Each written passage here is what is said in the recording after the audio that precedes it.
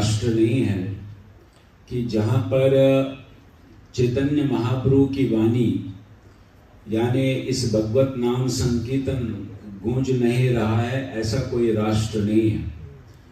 आपके सामने जो ये हमारे बाएं साइड में जो पिक्चर लगी है, ये जगत गुरु श्रील भक्ति वेदांत स्वामी प्रभुपाद जी हैं, जिन्होंने महाप्रभु की वाणी को पृथ्वी त्याचे नगर आदि गांव सर्वत्र प्रचार हबे मोर नाम। चैतन्य महाप्रभु की वाणी थी कि एक दिन ऐसा आएगा कि ये जो महामंत्र है, हरे कृष्ण महामंत्र है, ये पूरे विश्व में जहां नगर, ग्राम और गली जहां पर भी होगा वहां पर ये एक दिन महामंत्र गूंजेगा।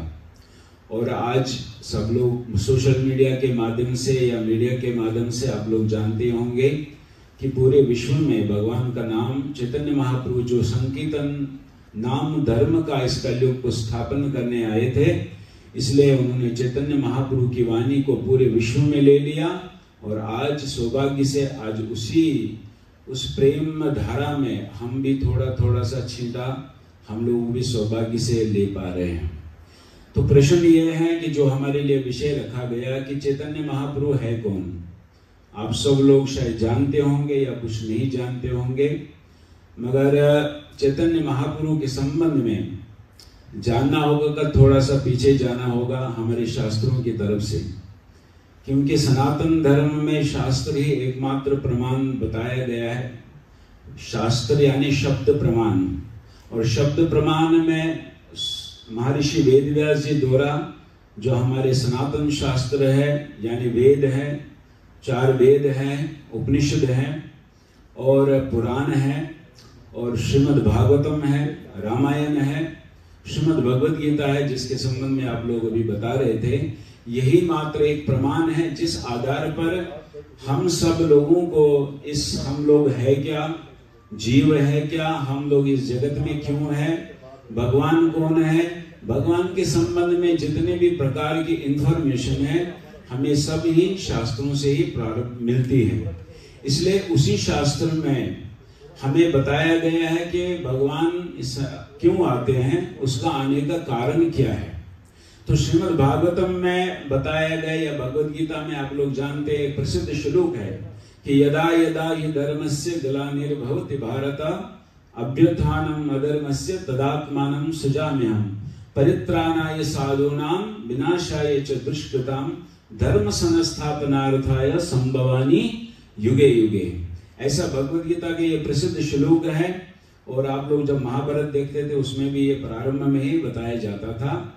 ये भगवान के मुख्य आने का कारण बताया गया है, मगर श्रीमद् भागवतम में बताया गया कि ये मुख्य कारण नहीं है।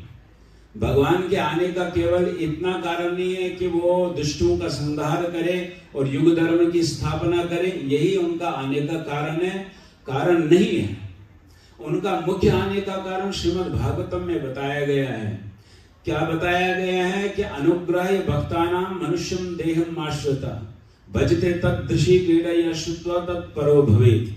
अनुग्रह भक्तानां, मैं इसलिए नहीं आता हूं कंस आदि या रावण आदि या और जितने भी असुर या उतने ही जितने भी दुष्ट प्रवृत्ति वाले लोग हैं उनका संहार करने हेतु नहीं, इनको चाहूं तो मैं ऊपर से इनकी चाबी घुमा सकता हूं। भगवान को इनके लिए आने के लिए कोई जरूरत नहीं होती है। भगवान चाहे तो एक भ्रुकुटी टेढ़ा करने मात्र से करोड़ों करोड़ों ब्रह्मांडों की प्रलय हो सकती है। तो फिर ये रावण आदि असुर ये कोस खेत की मूली, ये तो छोटी बात है। तो फिर आने का कारण क्या है? ये तो मुख्य कारण बताया गया। यदा यदा यदि जब भी धर्म की गलानी होती है, अधर्म का बोलबाला होता है, तब तब भगवान का अवतीर्ण होता है। फिर मुख्य आने का कारण क्या है? तब बताया गया है कि अनुग्रह भक्तानां, मैं अपने भक्त जो मेरे प्रेमी भक्त हैं, जो मेरे दिन रात मेरा भजन करते हैं, मेरा सानिध्य प्राप्त करना चाहते हैं, मेरी लीला को देखना चाहते हैं, इसलिए भगवान मनुष्यम देहम आश्रिता, तब मैं मनुष्य रूप में आ जाता हूं। जैसे भगवान ने भगवान राम आए त्रेता युग में और साधारण नरवत की तरह लीला की।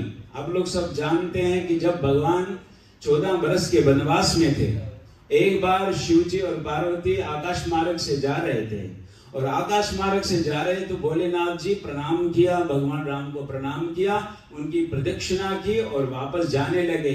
त्यों ही पार्वती ने बोला कि नाथ, मैं ये प्रश्न करना चाहती हूँ, आप क्यों किसकी परिक्रमा कर रहे हैं, किसके आप प्रणाम कर रहे हैं, किसको आप नमन कर रहे हैं? तो भोलेनाथ जी बोले, ये मेरे स्वामी हैं, मेरे प्रभु हैं, उनको मैं नमन कर रहा हूँ। बोले कौन से? ये राम। अरे इसकी स्त्री खो गई, मुझे पता है, सीता खो गई है, वो कहाँ है वो मुझे पता है, और ये राम वन वन भटक रहे हैं और एक असहाय पुरुष की तरह वृक्षों से पूछ रहे हैं कि हे वृक्षों, क्या तुमने मेरी सीता को देखा? हे मृग, हे लता, हे पता, क्या तुमने मेरी सीता को देखा? ये कहते कहते हुए मूर्छित होते हैं, जमीन पर गिर रहे हैं। ये कौन से भगवान है? ऐसा भगवान कौन? भगवान तो हमने सुना भगवान अंतर्यामी होते हैं, ओमनिसेंट, ओमनीप्रेजेंट होते हैं। तो ये कौन सा भगवान है जिसको अपनी स्त्री का ज्ञान है कि उसकी पत्नी कहाँ है और किसने उसको ले लिया? यहां तक तो कौन से भगवान है ये? भगवान भोलेनाथ जी ने कहा कि हे पार्वती, आप अपना बुद्धि मत लगाओ। हरे कृष्ण। आइए प्रभु जी, आइए। तो बोले, हे पार्वती, आप अपना बुद्धि मत लगाओ, क्योंकि ये साधारण नहीं है, ये नरवत लीला कर रहे हैं। बोले ऐसा नहीं है, मैं परीक्षा लूंगी। बोले ठीक है, देखो पार्वती, परीक्षा मत लेने का प्रयास मत करो। इसलिए जब उन्होंने परीक्षा ले ली, बोले भोलेनाथ आप ठहरो, मैं अभी आती हूं। भोलेनाथ जी ने रोक दिया था, मगर पार्वती रुकी नहीं। भोलेनाथ जी केवल पति नहीं, उनके गुरु भी है। इसलिए पार्वती चली गई और एक जहां से भगवान राम गुजर रहे थे, वहां एक पत्थर पर बैठ गए। किसका रूप धारण करके? श्री राम जी का दूत, भगवान श्री राम जी का रूप धारण करके एक पत्थर।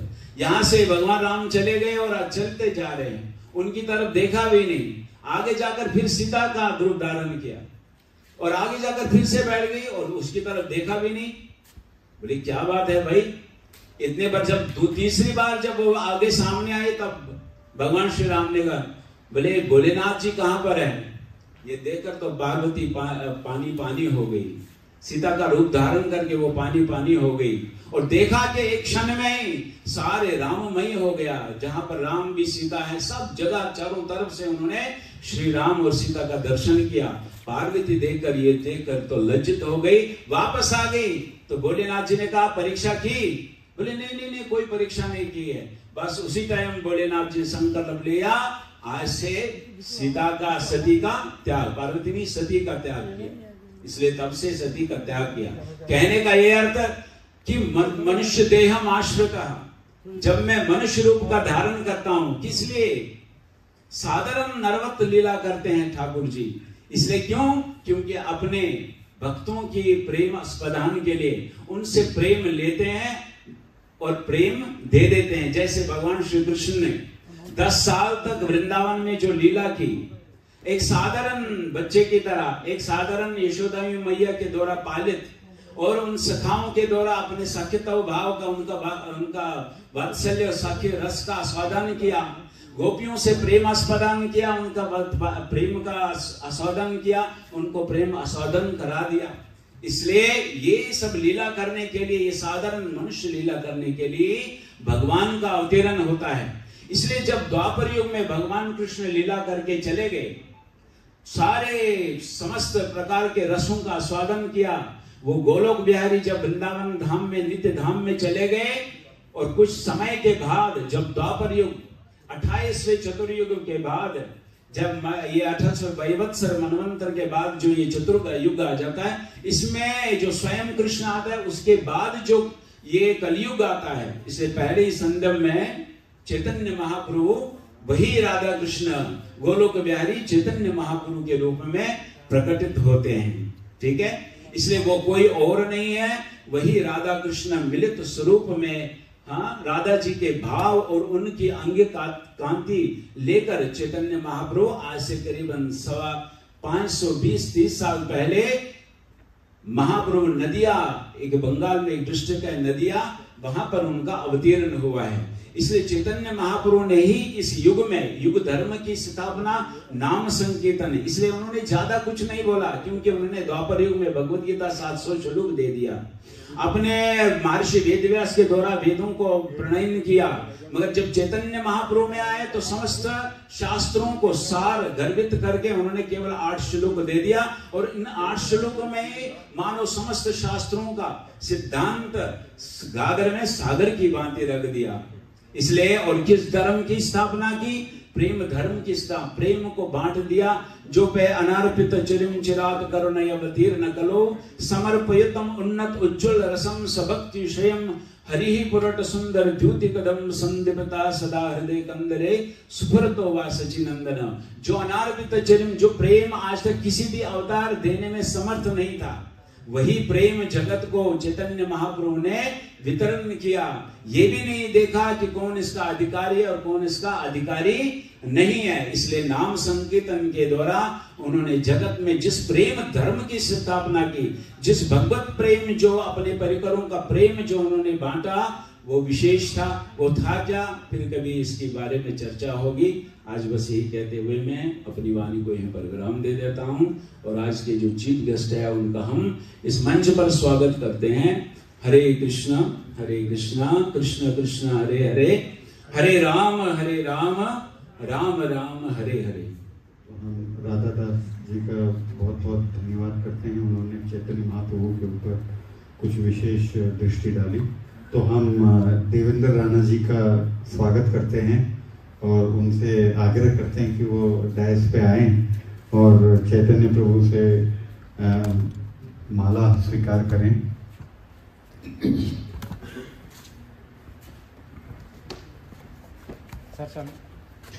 राणा जी सीनियर लीडर हैं भारतीय जनता पार्टी के, और जम्मू में काफ़ी समय से एंगेज हैं, और उन्होंने हमारे आग्रह को स्वीकार किया। तो अभी एक दूसरे अन्य प्रोग्राम से सीधे यहीं पे आ रहे हैं, तो बहुत बहुत धन्यवाद। और हम अब आग्रह करते हैं सारे गेस्ट का जो लैंप लाइटिंग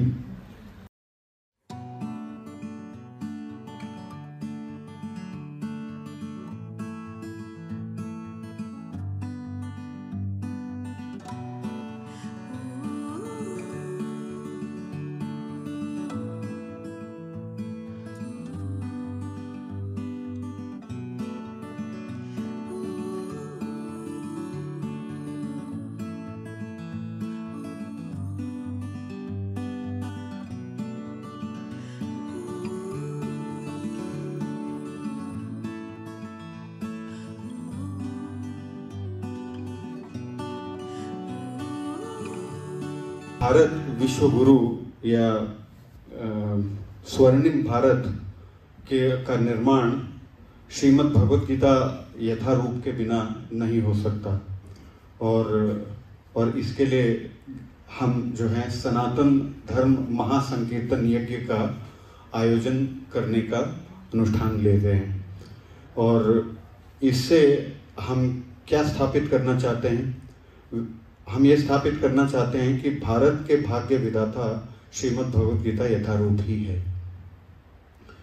अभी तक भगवत गीता यथारूप जो है विश्व की सबसे बहुपठित और बहु चर्चित और डिस्ट्रीब्यूटेड भगवत गीता है। This is the largest distributed Bhagavad Gita in the world, and though it has been distributed to everyone, but we want to establish that the Bhagavad Gita को पढ़ने, उसको अपने समझने में, अपने जीवन में उतारने में, मॉनिटर करके और रियलाइजेशन तक लेके जाने का जो मार्ग है, उसी से भारत विश्व गुरु बन सकता है। और भारत को विश्व गुरु बनाने का जो संकल्प है वो it is not a political dream और it is not a political talk. क्योंकि अगर भारत विश्व गुरु नहीं बनता है तो ऐसे कई लोग विश्व गुरु के दावेदार बनेंगे जो जो विश्व को गर्क में लेके जाएंगे, जिसकी वजह से भारत को खड़ा होना ही पड़ेगा। और भगवत गीता को, भारत को खड़ा होने के लिए हमें ये समझना पड़ेगा कि भारत का भाग्य विधाता Shrimad Bhagavad Gita as it is है। और ज्ञान शिरोमणि आदि शंकराचार्य बोलते हैं कि भगवत गीता एकम शास्त्रम देवकी पुत्रम, है ना। एक ही भगवान हो जो देवकी पुत्र हो, और एक ही शास्त्र हो जो भगवत गीता हो, और एक ही भगवान हो जो कृष्ण हो, और हम सबके अंदर एक ही ऊर्जा हो जिसकी जैसे अर्जुन के अंदर थी, जिससे वो गीता का पान करे और पूरे विश्व को मुक्त करे। तो ये ज्ञान शिरोमणि है, और भारत की कीर्ति पताका भी श्रीमद् भगवत गीता से ही है, और भारत की आत्मा तो श्रीमद् भगवत गीता ऐसे है ही, और यही हमारा गौरव भी है। और जैसे मैंने बताया था कि श्रीमद् भागवतम में बताया गया है 6 स्कंद 3 अध्याय और 19वें श्लोक में, धर्मम तु शास्त्रात् भगवत प्रणीतम, कि भगवान ही धर्म की स्थापना करते हैं। और जिसके वजह से ये प्रोग्राम